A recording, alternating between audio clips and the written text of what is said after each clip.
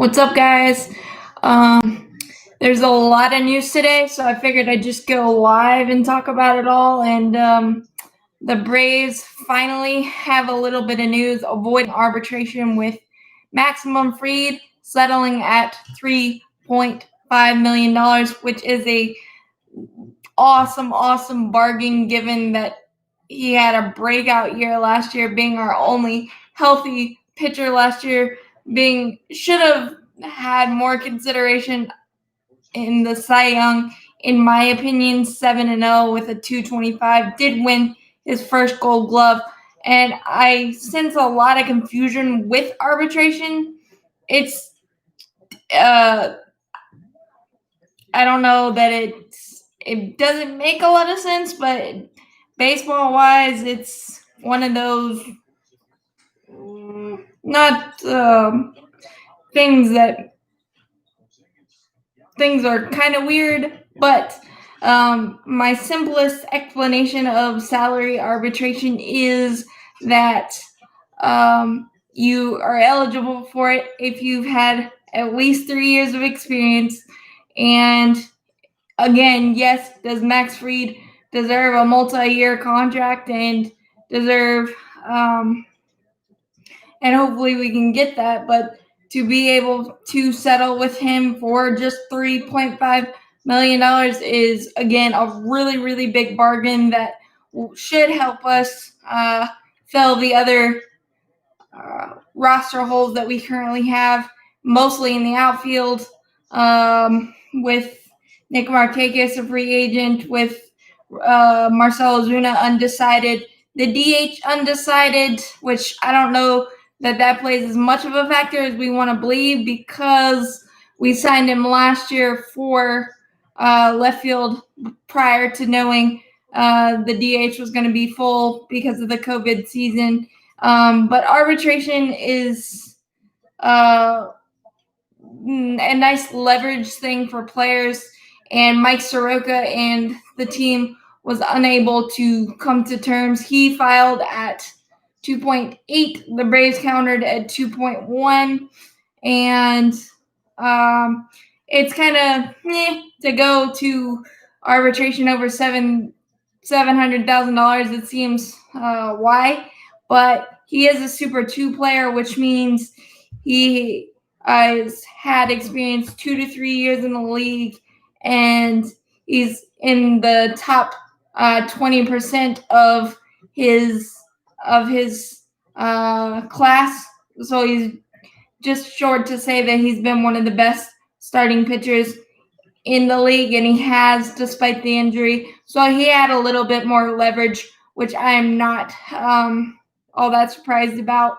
I'm thinking it means that we might be working on an extension for both of them. Both he and Dansby Swanson. Dansby Swanson was projected to make around $6.5 million, and he's a prime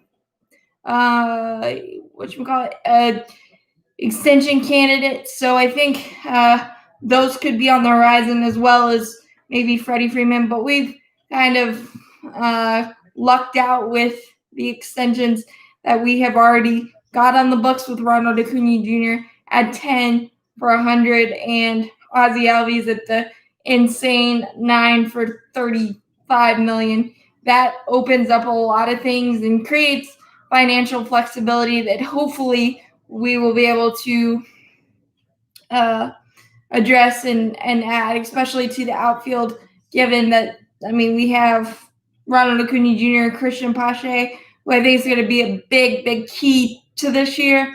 We have Ender Inciarte, who unfortunately just struggled with injuries and confidence and inconsistencies over the last few seasons, and he just became not the game ender that we know and love, but the ending ender with the slow roller. So we'll see how that affects, and I hope Adam Duvall comes back at a different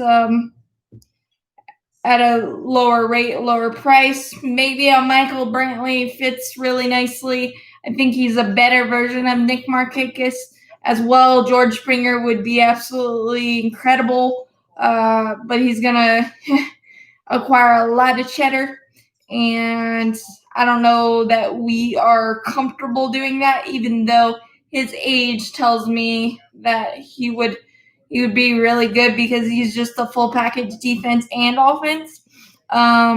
So that's my 2 cents on that. I mean, yes, do I want us to make a free agent move that I can finally talk about that's worthy? Yeah. But I'm not jumping off a bridge or anything in terms of freaking out that we haven't made moves, because in reality we have, signing Charlie Morton and Drew Smiley, getting that out of the way early, two really capable, lovely veterans to add to the back end of the rotation, and $26 million tells me we have the money to add to the offense. Will I start getting antsy if we don't add an offensive piece in the next couple of weeks or maybe a couple of days? Yeah, because of course the Mets with the Lindor, and Philly addressing Archie Bradley, adding Archie Bradley and a couple other solid bullpen pieces.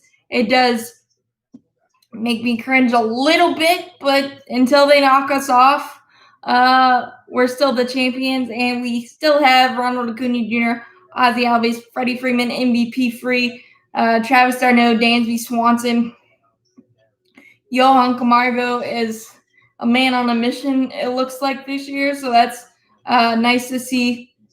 Some great motivation with him. At winter ball, Austin Riley only is looking up, in my opinion. His strikeout rate is down from about 4.2 to 2.1 from 2019 to 2020, and several big hits. I know the base running blunder that always haunts us, but Austin Riley has taken many steps forward. I also would like us to address the right-handed pitcher in our bullpen. We have many lefties. AJ Minter, who we settled today, he was projected to get 1.6, and we settled at 1.3. So that's a nice little discount, and every penny counts in this era of COVID and economic struggles. So that is really good. He had an incontrovertible season. He was so good last year, so that was nice to see. You got AJ Minter, Jacob Webb, Chris Martin, Luke Jackson. The Adventures of Luke Jackson. I kind of wish we would have moved on from him, but it was a cheap $1.9 million contract. So, and it's non-guaranteed. So if he struggles, then there you go. There. So I mean, there's a couple of spots that we need. Shane Green and Mark Melanson kind of being on the free agent market stings a bit. But having so many lefties, Will Smith could really use a bounce back season, as we all know. Will Smith versus Will Smith, that hurts, and it will always hurt. But he's an all-star, and I expect him to be back and in that all-star form, and seeing the NL East hitters more often, I think, will help, and hopefully he'll limit the long ball, which really plagued him this year. I also think a prospect to look out for the bullpen, if we decide not to go that route, is William Woods. He is a flamethrower, very young, vibrant guy that I think is a very viable piece to watch for in spring training. I can't think of all of our lefties right now. AJ Minter, we could use Drew Smiley in the bullpen as a long guy, possibly if needed. We have the veteran Josh Tomlin in the fold again, as well as half pitching coach, half pitcher, half mop-up duty, half Swiss Army knife, whatever we need. But right-handed pitcher would be nice. That's why I thought Archie Bradley who signed with the Phillies, might have been a nice piece for us. But again, it has to fit the organization mindset and plan and financials, which we all really don't like to talk about, but it's the reality of this year and free agency as a whole. Alex Wood could have been a thought too, but he signed with the San Francisco Giants 1 year, $3 million, and I think that ship has passed. But we kind of have an embarrassment of riches in terms of left-handed possibilities in the bullpen. Sean Newcomb as well. I think he's better suited in the bullpen, so he could be a dark horse if he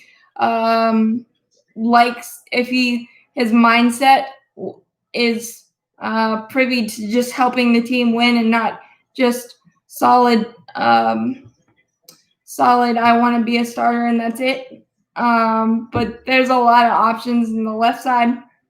So I think right-handed relievers in the farm system or out on the market, Shane Green, Mark Melancon would just be fine with me. Get the band back together. That would be absolutely incredible to do that. But we'll see financially because Liam Hendriks signed a mega deal, 3 years, 54 with the White Sox, and Trevor May signed with the Mets early on in the offseason, 2 years, 27 and a half. You also got Brad Hand in deep talks with the Mets, which is a really good get for the Mets. Man, I'm liking their offseason, but I think the Braves are fine. The holes are glaring in terms of the lineup because we know how great that as Ozuna and Freddie, that protection is going to be massively, massively key. And Alex Anthopoulos isn't blind. He knows that. So it'll be interesting with DJ LeMahieu projected to go back to the Yankees. 6 years, $90 million at 32 years old. I don't mind it. I think it's a little rich, but for DJ LeMahieu, AL batting champion last year, 364, the all-time professional hitter, will do anything and everything just to get on base, can play multiple positions. He had all the leverage in the world, and I kind of was hoping that would be a dark horse for the Braves, but I can see where we didn't do that. But I'm not going crazy yet. Do I want for us to make a big splash move? Yeah, and do I feel like we need to? Kind of, with the good off seasons of the Mets getting Lindor and their couple of bullpen pieces projected. I just really hope they don't get George Springer. The Phillies have done some nice things. They've also offered all-star catcher JT Realmuto 5 and 100, so we'll see where that goes. But they've added some nice bullpen pieces. They need a lot more in the bullpen for them to be a bigger threat, I think. And they're aging a little bit and some uncertainties in that infield. But for the Braves, it's really just I like our core and I like our foundation. There just needs to be a few pieces, and let's run this thing back. It's that simple to me. For that, in the catching position, I think we are fine if we go with Williams Contreras or even Shea Langeliers, or at least look at them as the primary backup to Travis d'Arnaud, because even though it was a short sample size, I really liked William Contreras' swing and how he carried himself behind the plate. He and Alex Jackson did a wonderful job navigating our pitchers through that first weekend series against the Mets, and I don't think there is a knee-jerk reaction needed in the catching position specifically. So that's where I'm at with the Braves offseason. Arbitration is a necessary thing in baseball, and it's kind of a weird thing to explain, but getting AJ Minter and Max Reed locked up at those minuscule amounts in terms of the whole pie is really important. And honestly, I'm feeling like Mike Soroka and Dansby Swanson could be prime extension candidates. We might be a little weary with Mike Soroka given that he's coming off of Achilles injury, but I don't think there's a reason to panic with either any of them, and I think it'll be absolutely fine in the long term. And yeah, $700,000 doesn't seem like a lot like a lot of money, but again, as financials go, this is the weirdest year for it. So, and you gotta believe in yourself and what you're worth.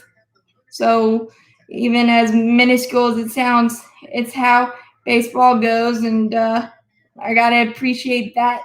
And also with Chris Bryant signing a 1 year, 19.5 to avoid arbitration with the Cubs, that might make him harder to trade right now. You might want to wait until the season starts to see how what kind of start he gets off to, because he had a disaster of a 2020. And I know small sample size and all that, but he only had 5 RBIs, has had shoulder issues, which that is the scariest sport injury for any player because you just don't know how it's going to respond, and he's struggled the last couple of years. So it's going to be important, especially at that salary, to see what kind of start he gets off to. So in the context of the Braves, I do not want Chris Bryant, and I've stood pat on that for a while, I believe, or if I haven't, now I am, because shoulders just scare me more than anything in the world for athletes. It's just so unpredictable. It's not like a Tommy John where we have so much proof of guys coming back and being better than ever. So in terms of cleanup hitters in the order that I'd want them in a Braves uniform, let's say what's his name? George Springer 1, Marcell Ozuna 2, Jose Ramirez 3, even though that prospect capital would be a boatload given that his contract is so friendly with 3 years left on it. And our lower minors have been pretty bare because of the international signing bonus penalties, although we did sign a Dominican infielder, Tavares, today. I don't want to say his first name because I'm going to botch the crap out of it, but $1.5 million there. So that should not only help the lower minors to help us deepen that, and could potentially help us in trades, because again, our prospect capital is so top heavy. They're going to ask for Contreras, Langoliers, Walters. It's all our blue chip guys. But with the international signing scandal almost behind us, that will allow us to replenish the minors and help us with trades in the future. And I think Tavares is a nice get. 17-year-old, has very, very smooth swing. Check out the Braves Twitter for his swing and some highlights.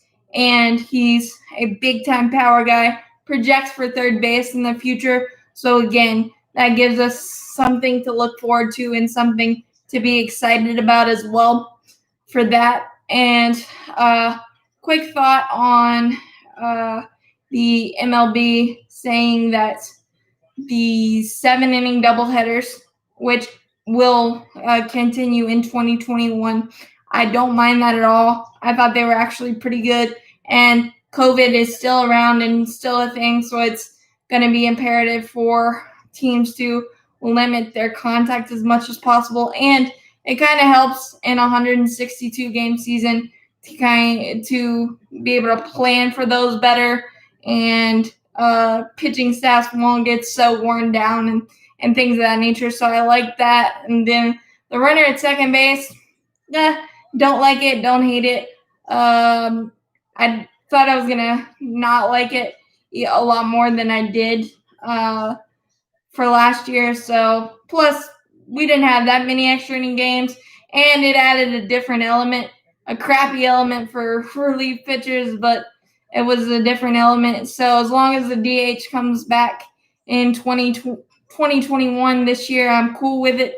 And so, I mean, those are the big news for the Braves. 2 arbitration settlements, and 2 Mike Soroka and Dansby Swanson will go into arbitration, but that is what it is. And again, we still need a couple of bats, especially in the outfield. Michael Brantley, or a name that we haven't heard of, because typically the Braves are pretty tight-lipped about free agent signings, except the Charlie Morton one that leaked. But I really, really like the position we're in, even though it's been a dud of an offseason in terms of overall news. But I think it's going to start picking up very, very soon, given that it's less than a month until spring training, and I cannot wait to be covering spring training recaps and whatnot. But I just wanted to come on here and kind of cover all the news and what I think about the Braves roster as a whole at the moment. And yes, there are holes, but yes, I still really, really like it. And the team-friendly contracts that AA has been able to accrue the last couple of seasons has set us up in a very, very favorable position if we can play our cards right, and I think we will. So I'm feeling really good about it. As always, go Braves. Hope you guys enjoyed all of this. It was kind of a weird way to do it. This is my first live ever, so some of the ums and things of that nature I'll get better at, but hopefully this covers a lot of the information that might you've been wondering about arbitration specifically, or the Braves as a whole, or the division. The division is going to be very, very tough with, again, the Mets having a great offseason. Kyle Schwarber going to the Washington Nationals is an interesting get. The defense isn't going to be very great in DC in the outfield. Victor Robles is going to have to cover a lot. Juan Soto is not very good defensively, but that's going to be a power-filled outfield for sure. Josh Bell is poised for a bounce back, maybe, but it doesn't matter because we have MVP free. So those are my main thoughts about the offseason as a whole for the Braves, the latest MLB news, and my thoughts on that. And hope this is very informative, and I can't wait to be covering actual games and things very, very soon. But again, as always, go Braves. Have a good night, guys.